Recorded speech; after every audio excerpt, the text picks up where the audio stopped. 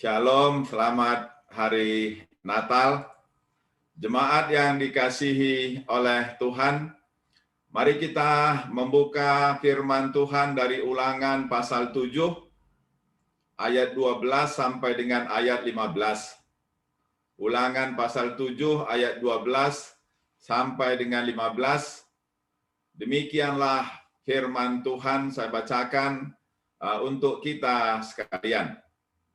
Dan akan terjadi karena kamu mendengarkan peraturan-peraturan itu, serta melakukannya dengan setia, maka terhadap engkau Tuhan Allahmu akan memegang perjanjian dan kasih setianya yang diikrarkannya dengan sumpah kepada nenek moyangmu.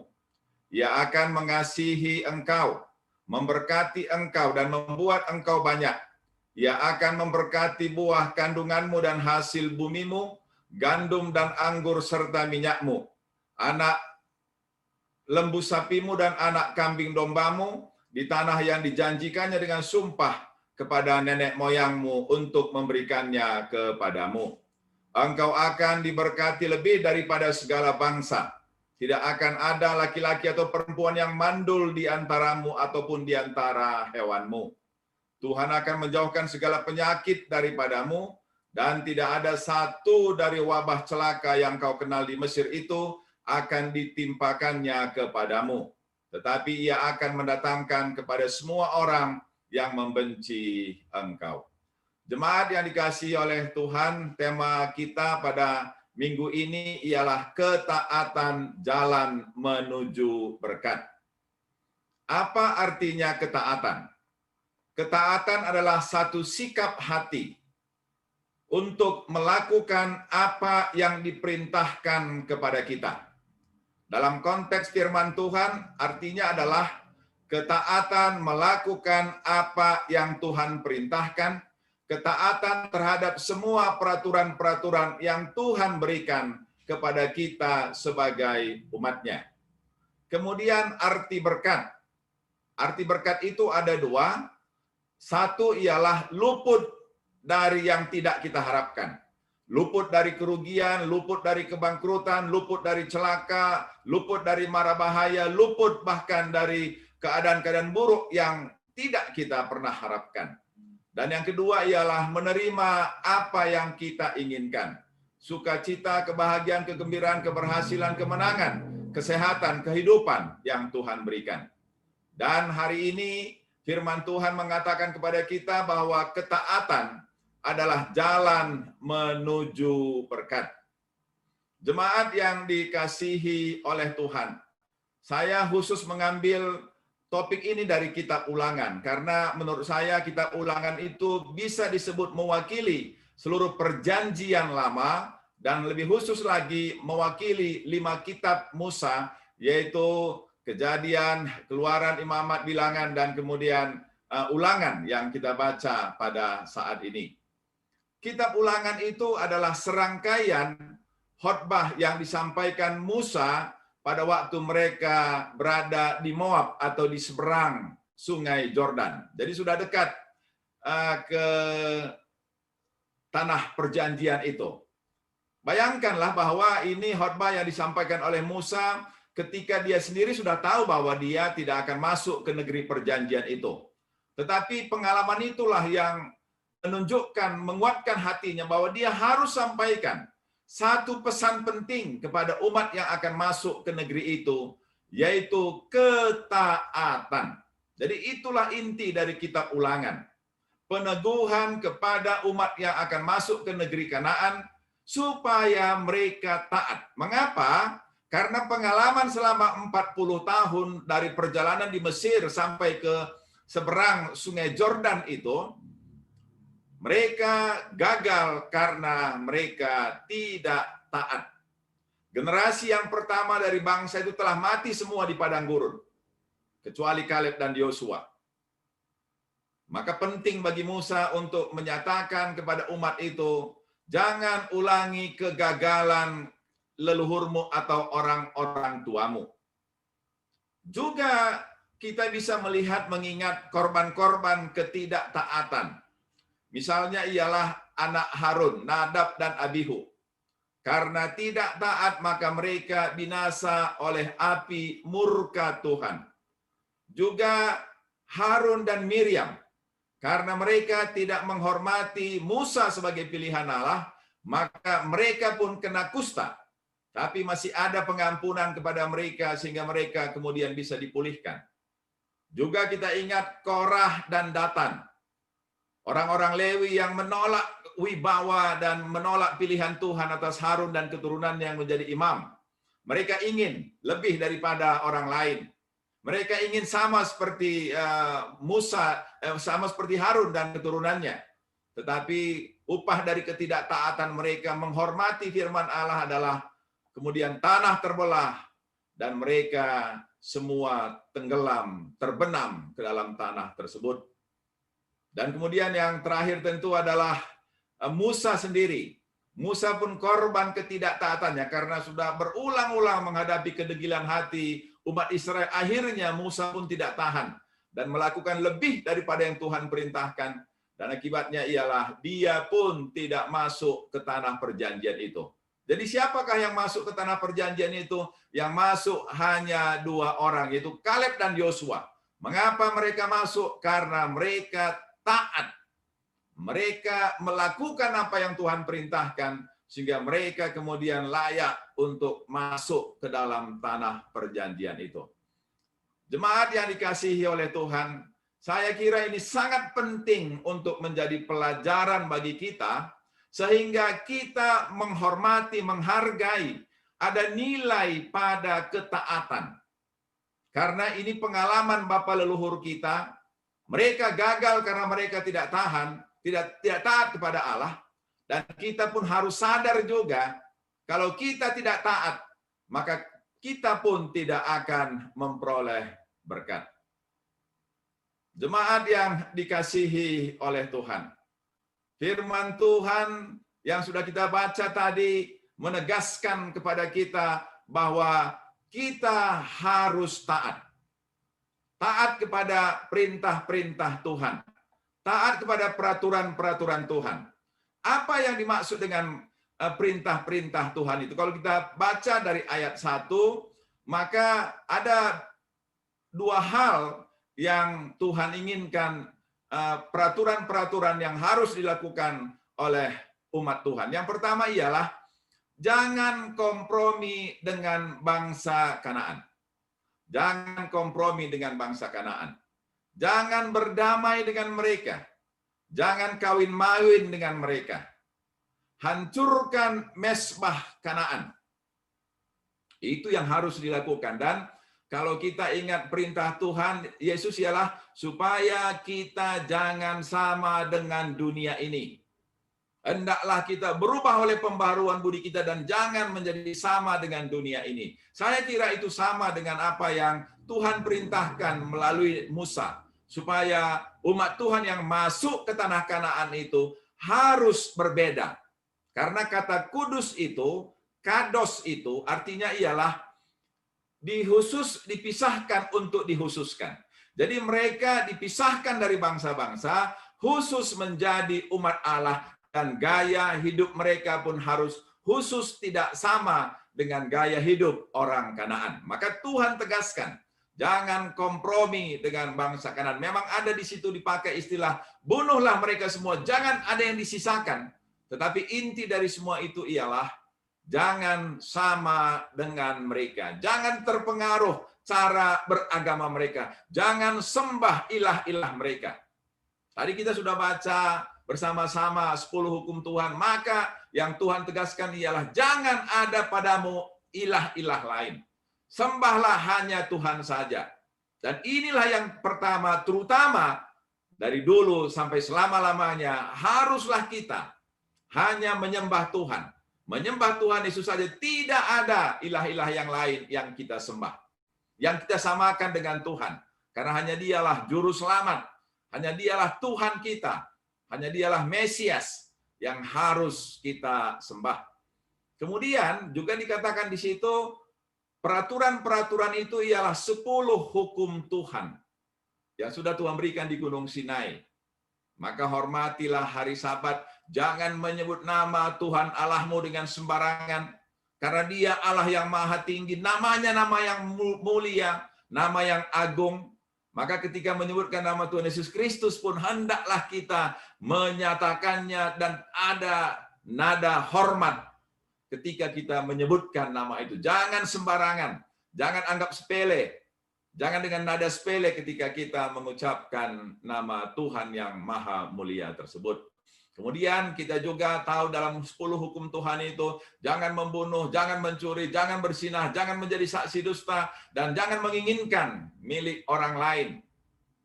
Apapun milik orang lain, kita harus ikhlas bahwa yang ada pada kita itu adalah pemberian Tuhan dan kita harus terima dengan ucapan syukur dan tidak menganggap pemberian kepada orang lain itu lebih baik daripada pemberian kepada kita. Apa yang Tuhan berikan itulah yang terbaik yang harus kita terima. Kemudian yang kedua yang disampaikan oleh Musa dan menjadi peraturan atau hukum itu ialah taatilah semua perintah yang kusampaikan hari ini. Ini kata kuncinya. Dari Musa, taatilah semua perintah yang kusampaikan hari ini kepadamu. Maka saudara-saudara yang dikasihi oleh Tuhan, kalau kita melakukan apa yang Tuhan perintahkan, maka ada janji berkat yang Tuhan berikan kepada yang taat kepadanya.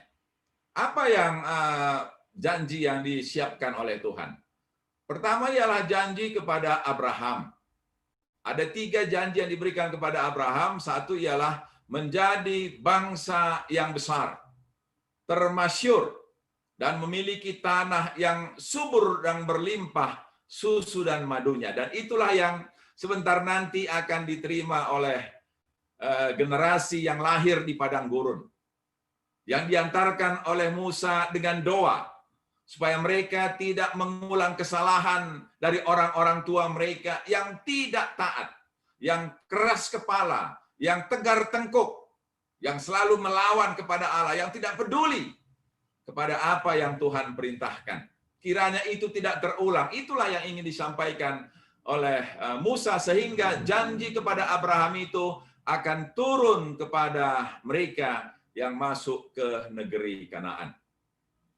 Saudara-saudara yang dikasihi oleh Tuhan, dalam beberapa ayat yang sudah kita baca tadi, maka dijabarkanlah janji itu. Yang pertama disebutkan, kamu akan menjadi bangsa yang besar. Menjadi bangsa yang besar. Mereka sudah setengah berkurang, dan mereka akan masuk ke negeri itu. Tetapi Tuhan akan membuat mereka menjadi bangsa yang besar. Dengan tidak akan ada kemandulan di antara mereka, sehingga lahirlah generasi-generasi baru yang akan memenuhi negeri itu. Kemudian yang kedua ialah memberikan kesuburan.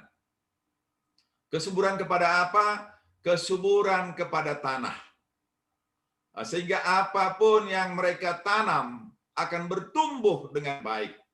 Semua tanam-tanaman mereka akan menghasilkan hasil yang terbaik. Dan beberapa ahli mengatakan bahwa tanah di Yerusalem itu, terutama di dekat Sungai Jordan itu, ada disebut seperti bulan sabit itu ya, itu kesuburannya tidak tertandingi dimanapun di belahan dunia ini. Itulah yang Tuhan anugerahkan kepada bangsa yang sudah dipilihnya, yang dituntut ketaatannya. Dan bukan hanya kesuburan kepada tanah, tapi juga kepada ternak-ternak mereka. Sehingga ternak-ternak mereka pun akan tumbuh dan bertambah banyak. Dan itulah janji Tuhan kepada mereka yang taat. Kemudian yang ketiga, diberkati lebih daripada bangsa yang lain. Nah, itulah saya kira kehususan bangsa Israel, bangsa yang dipilih oleh Tuhan. Tuhan memberikan berkat yang lebih. Memang hujan adalah berkat bagi semua orang, tapi hujan yang diberikan kepada umatnya adalah lebih, karena berkatnya berlebih. Hujan itu menghasilkan lebih banyak daripada hujan yang turun ke tanah yang lain. Itulah yang dimaksud dengan berkat lebih daripada bangsa yang lain. Dan kemudian disebutkan tidak ada manusia yang mandul di antara kamu dan tidak ada hewan-hewan juga yang mandul. Semuanya subur dan semuanya berkembang biak dengan sangat baik. Itu janji Tuhan. Barangkali kita merasa dengan jumlah manusia yang sekarang sudah banyak, lahirnya manusia adalah sesuatu yang biasa. Tetapi pada waktu itu, jumlah manusia menentukan satu wibawa bangsa. Kalau jumlahnya kecil, maka bisa saja dikalahkan oleh bangsa yang lebih besar. Tetapi kalau jumlahnya besar, maka tentu dia berwibawa dan disegani oleh bangsa-bangsa lain. Karena jumlah itu menentukan kekuatan satu bangsa. Dan itulah yang Tuhan janjikan kepada bangsa Israel. Dan kemudian yang keempat, jemaat yang dikasihi oleh Tuhan, yang barangkali relevan dengan kita sekarang ialah Tuhan berjanji menyingkirkan segala penyakit. Penyakit yang mereka kenal di Mesir. Tuhan akan menjauhkan mereka dari malapetaka, dari mara bahaya, dari segala macam wabah. Itu istilah yang dipakai pada ayat 15. Menjauhkan segala penyakit dan tidak ada satu pun wabah celaka yang mereka kenal di Mesir akan menimpa mereka. Jemaat yang dikasihi oleh Tuhan, sekarang kita berada pada masa pandemi yang menjadi wabah celaka bagi seluruh umat manusia. Sudah banyak yang terpapar positif corona dan juga sudah banyak yang meninggal. Dulu kita beranggapan barangkali yang 60-an saja yang meninggal, tapi kenyataannya di bawah 50-an pun banyak juga yang meninggal dunia. Dan ini semakin menakutkan, karena di Bandung juga sudah rata-rata merah dan bahkan sebagian sudah hitam. Siapa yang tidak takut? Belum lagi resesi yang terjadi, membuat orang kesulitan untuk mendapatkan keperluan hidup, kesulitan untuk mengembangkan usaha, atau bahkan kesulitan untuk mempertahankan usaha. Tetapi Tuhan berjanji kalau kita taat, maka wabah itu tidak akan menimpa kita. Saya belajar mempercayai firman Tuhan ini. Bahwa kalau kita taat kepada Tuhan, menyerahkan hidup kita kepada Tuhan, Tuhan mengatur hidup kita, Tuhan memimpin kita. Maka seperti kata Raja Daud dalam Mazmur 23. Kalau kita menjadikan Tuhan gembala kita, ikut saja apa yang gembala katakan, maka tidak akan kekurangan aku. Ia akan menuntun aku ke rumput hijau dan ke air yang tenang. Rumput hijau itu barangkali secara fisik, air itu barangkali bisa secara jiwa, cukup makanan, shalom dan eirene, sehat, sejahtera fisik, dan juga hati kita penuh dengan damai sejahtera. Itu yang Tuhan janjikan kalau kita mau taat kepadanya. Jemaat yang dikasihi oleh Tuhan, ajaran ketaatan bukan hanya ada di perjanjian lama. Di perjanjian baru pun saya lihat sejajar ajaran ketaatan di perjanjian lama dengan di perjanjian baru dengan apa yang Tuhan Yesus ajarkan. Saya mulai dengan Filipi pasal 2 ayat 8. Kristus adalah teladan ketaatan. Firman Tuhan katakan, dan dalam keadaan sebagai manusia, ia telah merendahkan dirinya dan taat sampai mati. Bahkan mati di kayu salib. Filipi 2 ayat 8. Mengapa Tuhan lakukan? Apakah untuk dirinya? Tentu saja untuk menjadi contoh bagi kita. Betapa mahalnya, betapa berharganya, betapa bernilainya suatu ketaatan. Tekad hati, sikap hati untuk melakukan apa yang Tuhan percayakan, apa yang Tuhan perintahkan, jalan yang Tuhan tunjukkan kepada kita. Dan juga Tuhan Yesus sendiri membuat syarat untuk menjadi pengikutnya. Tuhan Yesus mengatakan, setiap orang yang mau mengikut aku, ia harus menyangkal dirinya, memikul salibnya, dan mengikut aku. Saya menulis tesis saya MTH di SDT Jakarta, judulnya Asketisme. Asketisme itu ialah teologi penyangkalan diri.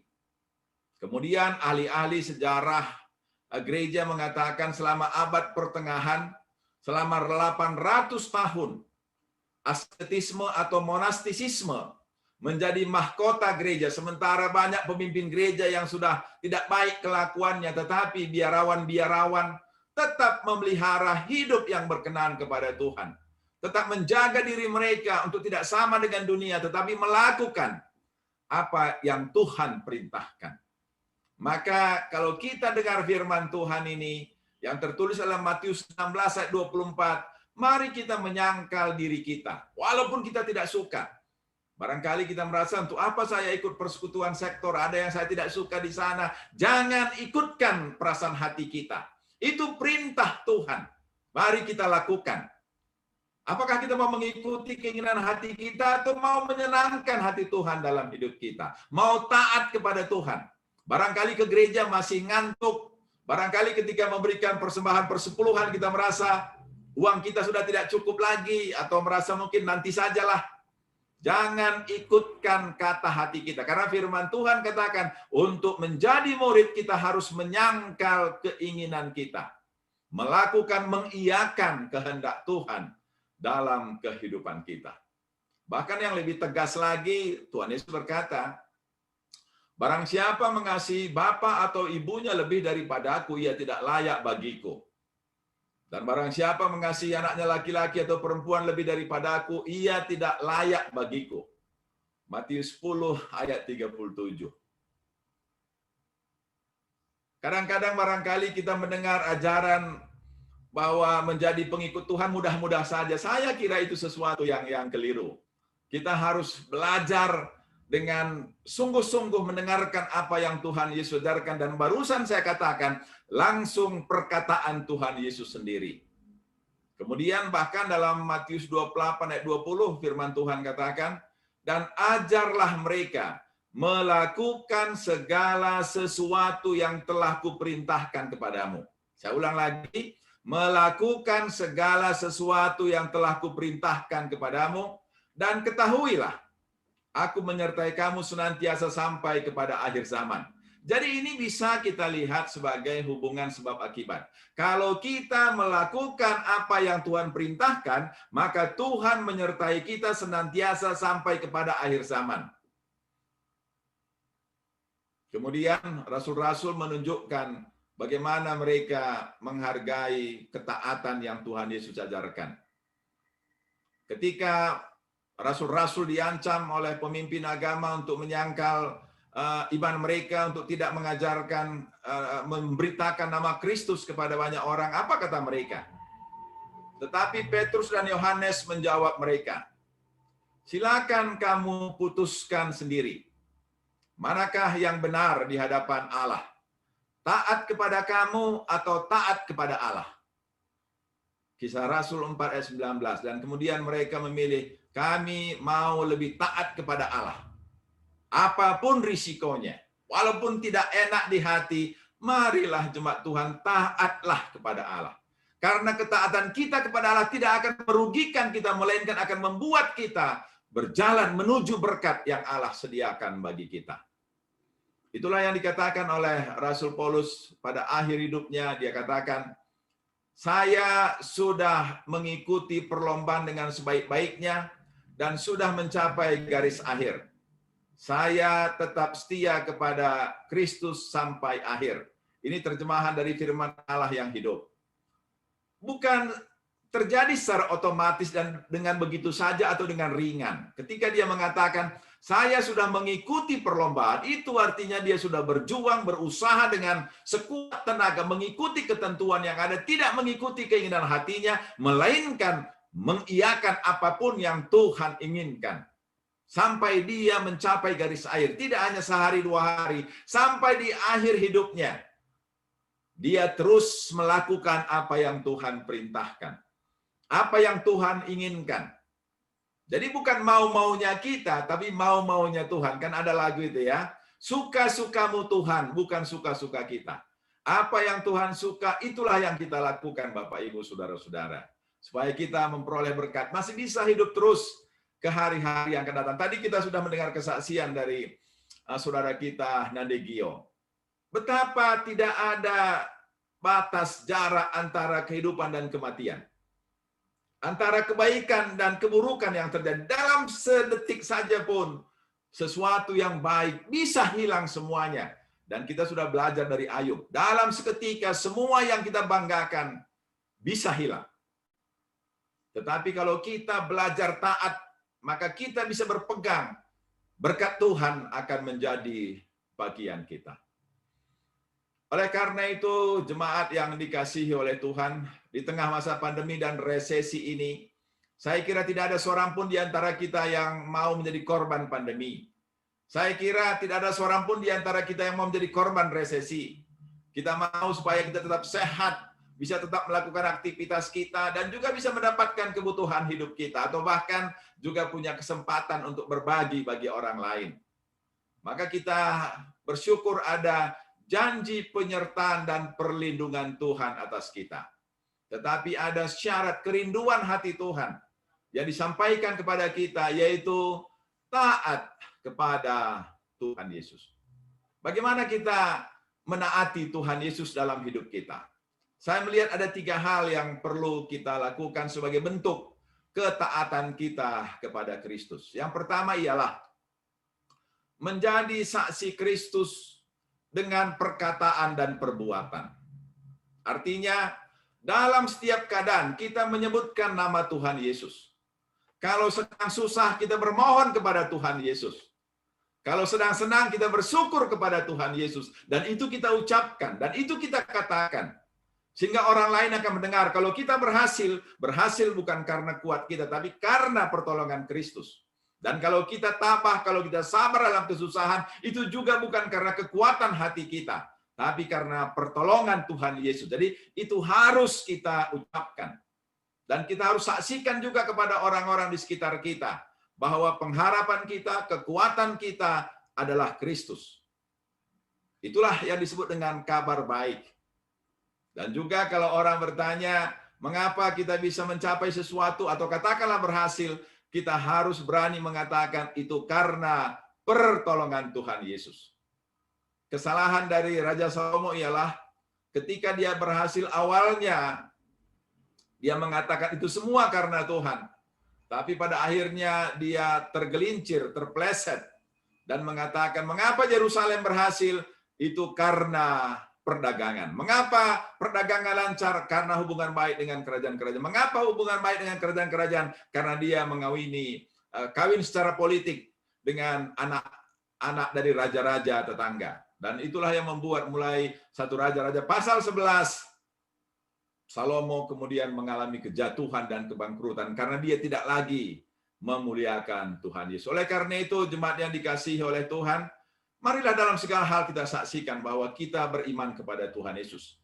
Orang-orang di Indonesia Timur menunjukkan tanda bahwa mereka percaya dengan memakai salib yang besar-besar.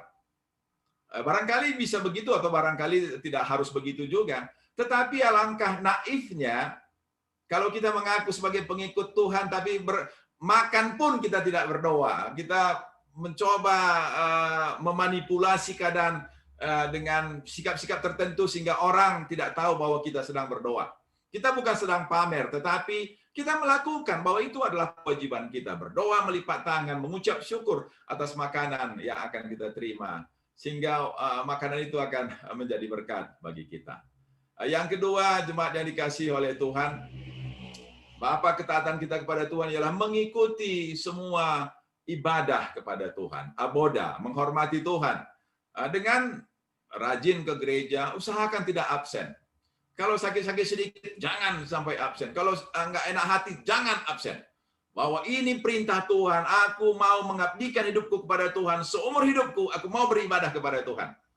Dan saya bersyukur bukan dengan kekuatan saya bertahun-tahun tidak pernah sakit dan hari Minggu itu selalu hari beribadah kepada Tuhan. Walaupun kadang-kadang ada kegiatan lain, tapi termasuk bahkan kalau pesta pun atau kalau ada undangan dulu keluarga dari Jakarta, kalau itu hari Minggu, saya tetap akan ke gereja. Bahkan datang keluarga dari Medan pun, kalau itu hari Minggu, siapapun yang datang, saya akan tetap beribadah. Karena bagi saya, hidup saya tergantung pada kemurahan Tuhan. Bukan tergantung pada orang lain, tapi tergantung pada kemurahan Tuhan. Oleh karena itu, mari kita bertekad itu taat beribadah kepada Tuhan. Juga ke persekutuan. Barangkali kan kita bisa bosan, aduh belajar terus, atau barangkali juga nggak enak MC-nya, atau adalah banyak alasan. Tetapi hari ini saya mau katakan kepada saudara, kalau saudara mau diberkati hidup saudara, dihindarkan dari segala sakit penyakit, dari segala kebangkrutan, dari segala macam yang tidak saudara sukai, tapi dibawa kepada suatu keadaan yang sesuai dengan kerinduan hati saudara, taatlah. Lakukanlah apa yang Tuhan perintahkan. Hadirlah dalam persekutuan. Juga berdoa. Perbanyak doa kita. Tidak ada doa yang sia-sia. Kita akan melihat banyak hal yang tidak terbayangkan oleh kita. Tuhan berikan kepada kita dengan doa-doa itu. Tidak ada yang sia-sia. Tidak ada yang percuma. Apapun yang kita doakan, Tuhan pasti akan mendengarkan. Lalu berpuasa. Barangkali kita merasa, untuk apa lagi puasa? Apakah itu berkenan kepada Tuhan? Saya mengatakan kepada kita pada hari ini, puasa itu pun adalah perintah Tuhan. Dan mari kita lakukan dengan sepenuh hati kita. Dan lihatlah, percayalah. Akan ada banyak berkat kalau kita taat berpuasa kepada Tuhan. Juga membaca firman Tuhan. Nah, saya kira di antara kita ya banyak sibuk, tapi Nora barangkali termasuk kategori yang sangat sibuk. Saya tidak terlalu sibuk. Nora sangat sibuk. Tetapi walaupun sibuk, walaupun letih, dia selalu katakan, aku harus mendengar firman Tuhan. Maka dia buka tabletnya, kemudian dia dengarkan beberapa pasal, karena rupanya ada persekutuan di ibu-ibu yang kuat. Nah, ibu-ibu yang kuat itu namanya strong mom. Ibu perkasa barangkali maksudnya itu ya. Mereka walaupun capai, walaupun letih, walaupun sibuk, tetapi taat membaca firman Tuhan. Saudara-saudara, jangan sampai nanti kita sudah belasan tahun berada di gereja ini, tetapi tidak ada yang kita tahu firman Tuhan. Itu saya kira menyedihkan. Berpuluh buku yang sudah kita hasilkan dari persekutuan sektor kita, tapi kalau kita tidak tahu, saya kira kita sudah tidak taat. Kemudian memberikan persembahan. Memberikan persembahan saya kira tidak mudah bagi orang-orang Asia ya. Kalau disebut bagi jemaat Yerusalem, ujian iman ialah lidah, kalau bagi orang barat ujian iman ialah akal budi yang liar, tapi barangkali bagi orang Asia, bagi orang Indonesia, bagi kita orang Karo, barangkali ujian iman itu duit. Beranikah kita mempersembahkan duit kita kepada Tuhan? Kalau berani, kita sudah taat. Tapi kalau masih mikir-mikir nanti bagaimana anakku ke depan, sekolah anakku segala macam, saya kira kita masih belum sepenuhnya taat. Maka hari ini mari kita belajar taat, berikan persembahan kita, persepuluhan kita kepada Tuhan, berjuang dengan sekuat tenaga. Kadang-kadang saya juga perlu uang, ingin membeli ini, membeli itu. Karena banyak yang juga kita tidak punya kalau kita pikir-pikir. Tetapi setiap kami terima sesuatu, untuk Tuhan langsung dipisahkan, tidak kita hitung. Kalau kita hitung, ya itu kita merasa milik kita, dan banyak hal yang bisa kita beli, banyak hal yang perlu kita persiapkan. Usia sudah semakin tua, barangkali kita perlu sedikit tabungan lah, nanti kalau sudah pensiun bisa ada uang. Itu bagus, tetapi jangan kita ambil bagian Tuhan. Jangan mencuri bagian Tuhan. Bagian Tuhan kita serahkan. Dan Tuhan punya 1001 cara untuk memberkati, untuk mencukupkan kebutuhan hidup kita.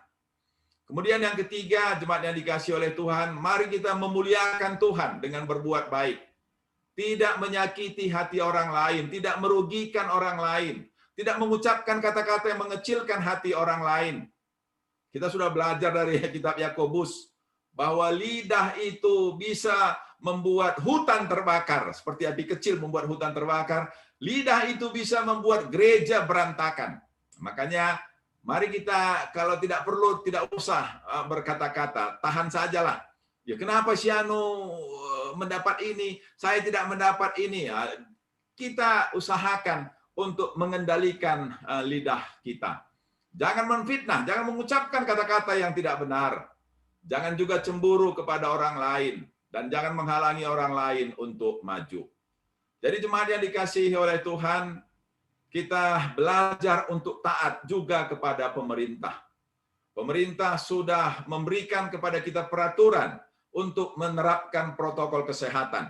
Sebentar nanti gereja akan mengirimkan masker 1 kotak per keluarga, mengirimkan berapa mililiter hand sanitizer kepada kita, pergunakan, pakaikanlah.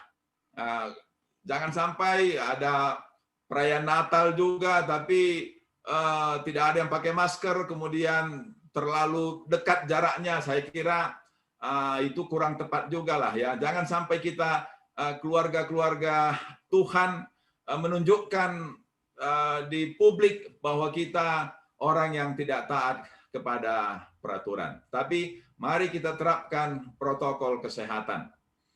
Jemaat yang dikasihi oleh Tuhan, ketaatan adalah jalan menuju berkat. Kita rindu diluputkan dari pandemi ini, kita rindu diluputkan dari resesi ini, kita rindu diberkati hidup kita dan keluarga kita, rumah tangga kita. Maka mulailah taat kepada Tuhan, supaya berkat dicurahkan ke dalam hidup kita. Amin.